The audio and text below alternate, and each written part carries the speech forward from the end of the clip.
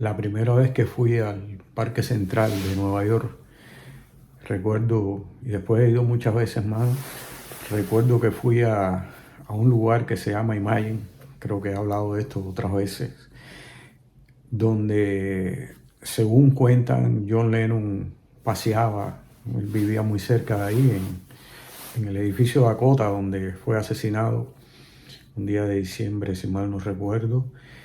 Y estando ahí, estaba mirando ese lugar que se llama Imagine y recordé la canción de Lennon que dice en una de sus partes, tú dices que yo soy un soñador, pero no soy el único.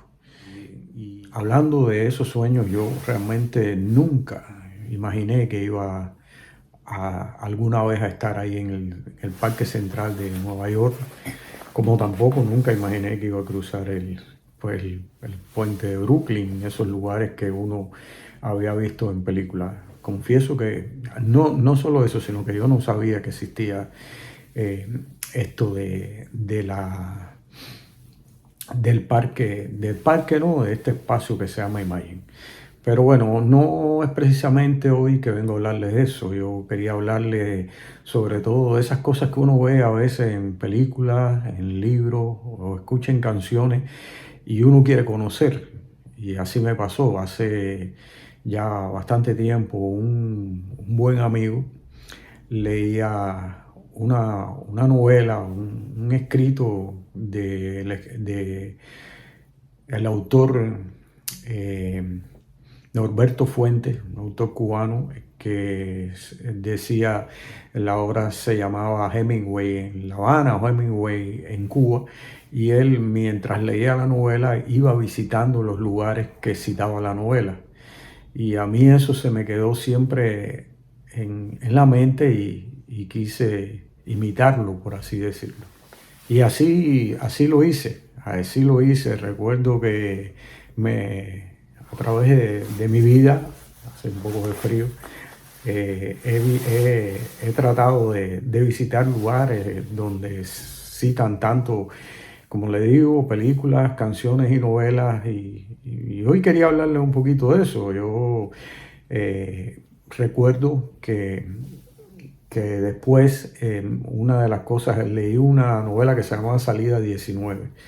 Era una novela de William Galvez que hablaba sobre un atentado que le habían hecho a un coronel de la dictadura anterior que había en Cuba, de Batista, que había ejecutado o dirigido la ejecución y el crimen de algunos jóvenes revolucionarios. Este señor, William Garvey, había escrito eso y yo me di a la tarea, en mis visitas a las provincias orientales, a Holguín, donde a veces tenía que ver la novela, de ir a ver esos lugares, investigar y todas esas cosas.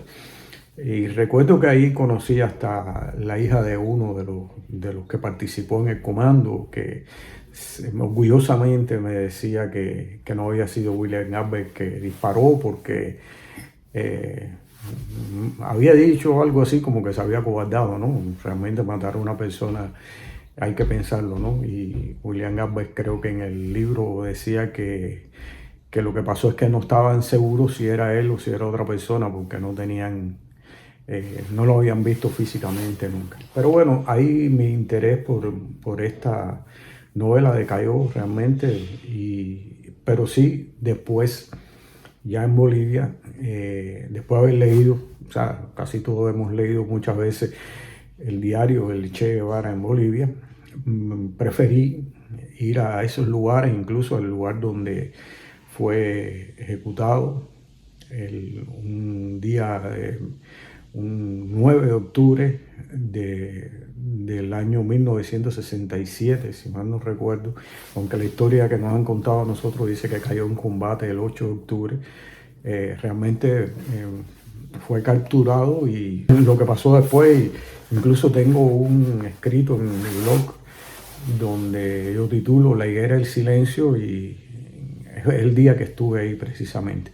Y bueno, fui a ver esos lugares, no solamente esos lugares que me impresionó mucho porque cuando oía la canción aquella, El silencio, el monte va, y estaba buscando el monte y ahí no había monte ninguno.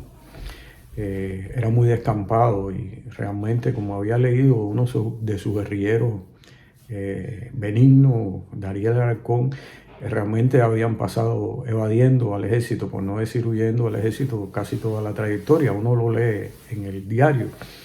Y bueno, fui a ese lugar que mencionaba el diario. He hablado con gente que participaron, soldados, oficiales, pude conversar con ellos. Y bueno, me explicaron todo, me explicaron que la palabra, como decimos nosotros, fue un embarque. Lo mandaron a un lugar donde no había las mínimas condiciones. También me ocurrió otra cosa ya esto es una cosa muy graciosa, ¿no? Hay una canción de Joaquín Sabina, A la sombra de un león, y estando en Madrid se me ocurrió seguir la trayectoria de este, vamos a decir, demente, no sé si es demente, que escapa de un sanatorio y le roba, se roba en el Corte Inglés un anillo de pedidas para ponérselo a la estatua de las Cibeles. Yo seguí y no pude, el león no daba sombra en ese momento, pero sí pude pasar por el Corte Inglés, no entré, preferí quedarme mirando la plazuela de Picasso y sí fui a la estatua de las Cibeles y vi los taxis y el Banco Central frente a este lugar. Y en este momento me encuentro leyendo la novela El Padrino. Otra vez, la he leído 3 o 4 veces, no recuerdo.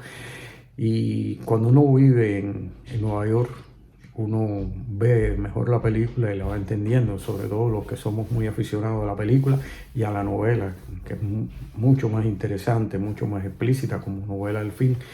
Y ahí ya nosotros entendemos, ya conozco el Bronx, el lugar donde el personaje del Padrino vivió, o Queens, o Staten Island, o Brooklyn, donde también viví. Y ahí uno va comprendiendo, uno comprende esta escena de la película cuando el Michael Corleone le dispara al policía corrupto y a Soloso, el que quería traficante de droga, el que quería traficar droga o hacer lo que traficara, que se siente un ruido. Yo nunca sabía que era ese ruido. Y eso no es más que, yo pensaba que eran los pensamientos de él, lo que estaba viendo, y después cuando uno se sube al metro uno se da cuenta que sobre todo cuando hay una curva, ese sonido metálico lo va escuchando. Esta me ha resultado, por eso siempre les exhorto a que lean sobre todo, y si pueden ir a esos lugares que uno leyó, ¿no? O ha visto en una película. Yo cada vez que paso por el edificio del Empire State, lo que más recuerdo es a King Kong y me imagino siempre que está subido ahí. Pero bueno, estar leyendo El Padrino otra vez, ya viviendo aquí en esta ciudad donde es prácticamente la mayor parte de la novela se desarrolla, es una experiencia muy bonita, es una experiencia muy bonita, y que uno vuelve a vivirla, que uno vuelve a imaginarla, porque muchos lugares, sobre todo edificaciones, las calles, no han cambiado mucho, ¿no? Siguen siendo aquellos edificios que uno veía antiguos, aunque por dentro estén muy modernos. Pero lo interesante de todo lo que le quería decir, y me voy al principio cuando hablaba de Imagine, y tú dices que soy un soñador, pero no soy el único, es que hay que soñar. Creo que lo he dicho muchas veces y lo voy a seguir diciendo. Hay que soñar y hacer que esos sueños se hagan realidad. Y como decía, cuando yo leí El Padrino por primera vez o por segunda vez o vi la película, nunca imaginaba que iba a caminar por esas calles, que iba a ver, a revivir. Por ejemplo, cuando paso por el puente George Washington, la escena aquella donde va y el carro parece que va para New Jersey y de pronto hace un giro y vira otra vez hacia el Bronx. Es muy emocionante. Uno pasa por ahí y no hay forma que yo no recuerde eso, como cuando cruzo por un peaje de Long Beach y bueno, ya son automáticos, ¿no? No va a salir hombres con metralletas ni nada de eso, pero siempre me viene a la mente eso. Yo creo que si esas cosas que uno veía, esas imaginaciones, ¿no? Estos sueños, que uno tenía de conocer esos lugares se pueden realizar. Se pueden realizar, solamente hay que poner un poquito de empeño. Y eso era lo que quería hoy hablarles de ustedes, ¿no? Voy a seguir leyendo El Padrino por tercera o cuarta vez, no recuerdo. La película sí la he visto muchas veces, las tres partes. Y desearles muchos éxitos, un gran abrazo y a soñar.